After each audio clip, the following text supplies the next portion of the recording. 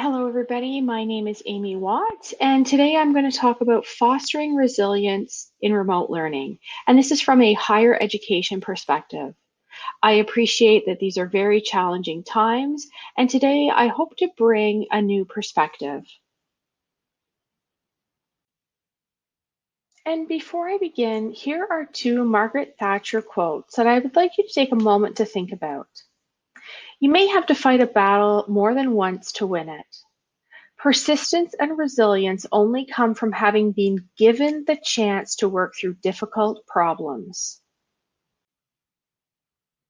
I chose these quotes to signify the challenges we have faced through the pandemic. It has been a learning curve, attempting to navigate life's changes since the stay-at-home mandates went into effect. Our continued efforts to work through this challenging time only demonstrates how persistent and resilient we are.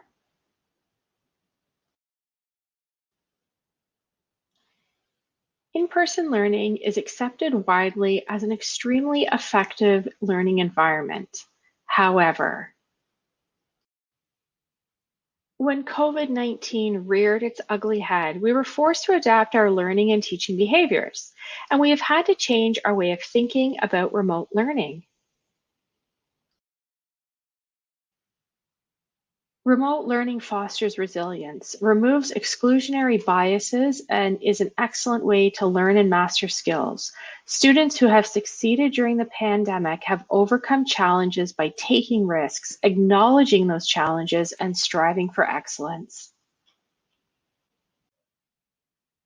Remote learning follows the guiding principle that every student has the right to learn. People should have the right to learn despite differences in personal circumstances, such as needing to care for family and work.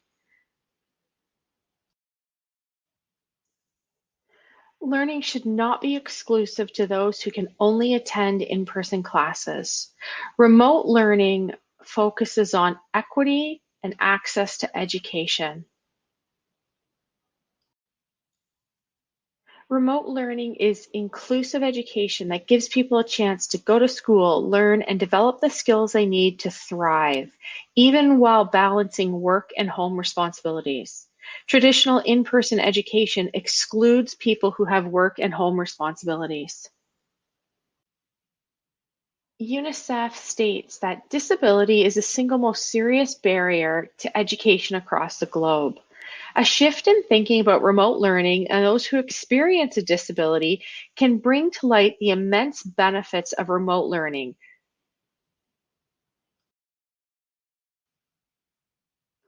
In an educational setting, students and teachers alike face challenges. But once you turn those challenges into a space for growth and adaptation, you can get excited about obstacles because it means you have an opportunity to learn, to overcome, and explore new territory. We have the technology to allow people to learn and network from a distance, which is amazing. Let's embrace this extraordinary time to make worldwide connections rather than going back to the confines of a four-walled classroom. This is a time for change. I challenge you to be a change maker by recognizing this opportunity to improve. Because if you change nothing, nothing will change.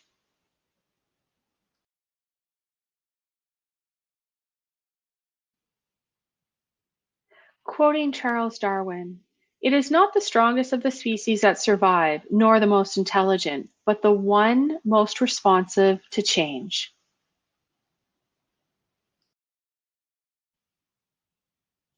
In a learning environment, teachers and students can learn how to become more resilient and to strive for success by following the three C's of resilience.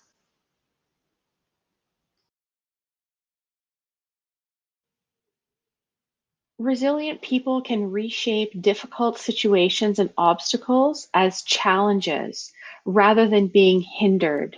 Their view of change is that it is a stepping stone along life's path.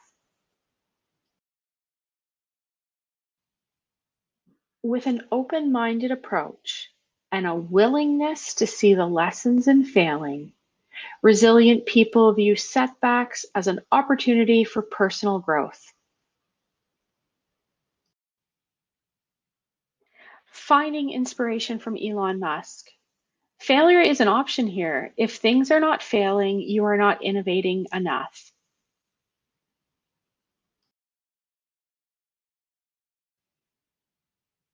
Leaning on the words of Barack Obama, the cynics may be the loudest voices, but I promise you they will accomplish the least.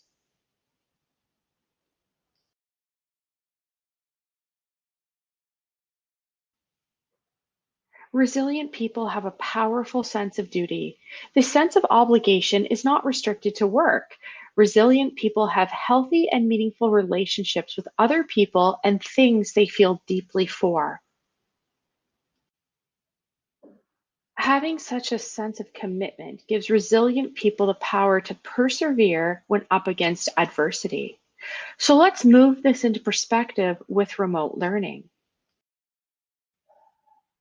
During the pandemic, if you've been taking remote learning classes while balancing the responsibilities of work and home and family life, you are demonstrating you are committed to your new direction, and this commitment enables you to be more engaged with what comes next. Resilient people do not spend time concerned with things that cannot be changed or controlled. Focusing time and energy where it is most impactful, resilient people have a sense of empowerment and confidence.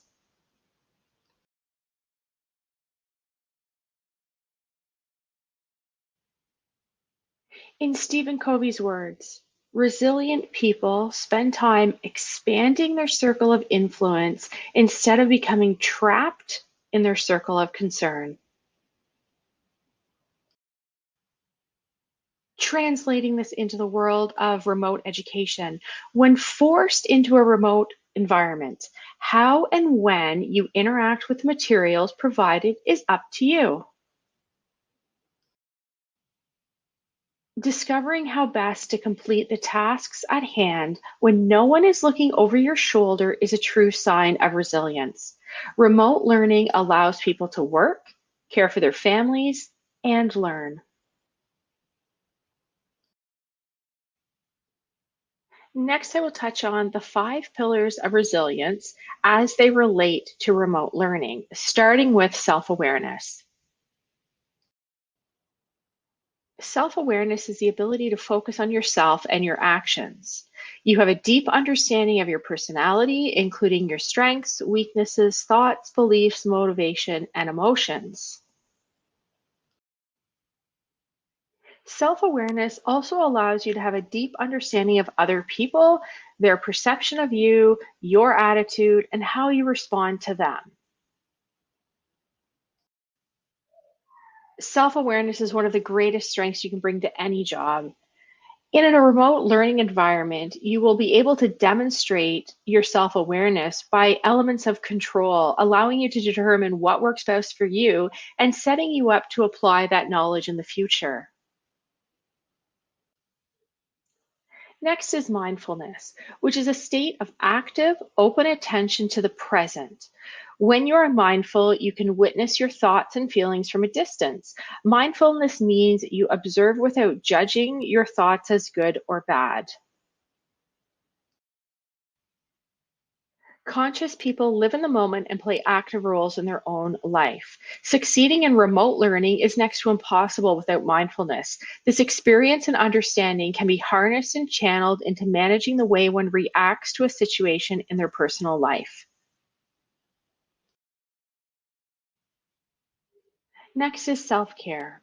You can interpret self care differently depending on who you are and your circumstances. In its basic definition, it means the action that we take to care for ourselves, our children, our families, and other that help us stay in good physical and mental health. Self care means you care for your mental well being and physical well being. This could mean social interactions, care for ailments, aesthetics care, and maintaining general good health.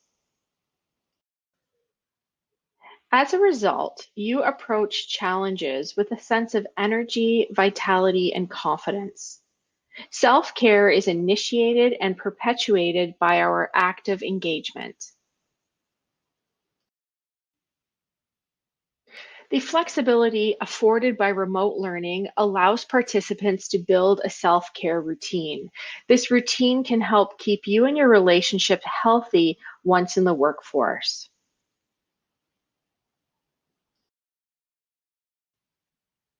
Positive relationships are connections we have with people we care for and care for us in return. Our connections with others are one of the most profound experience we can have in our lives. By building positive relationships with others, we will find ourselves happier and more fulfilled. We will feel supported, supportive, and connected. We feel more comfortable, healthier, and more satisfied in our lives when in positive relationships. Remote learning allows us to interact with people in an interactive way that can foster understanding of self and others while creating a more inclusive and supportive environment. Remote learning environments are a safe place for conversations because it is inclusive by offering multiple ways to engage, such as verbal or chat option. It's been my experience that more students engage in remote learning conversations because they have this variety. Remote learning broadens the classroom to promote diversity, equality, and inclusion.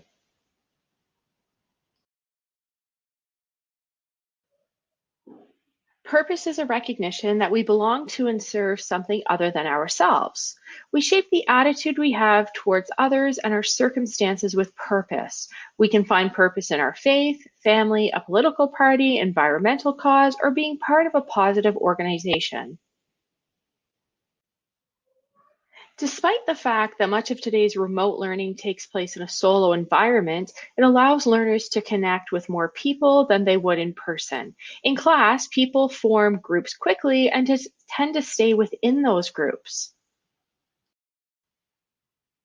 Remote learning gives everyone a voice and can broaden perspectives and horizons, helping people understand that there is more than one reason or more than one way of doing something.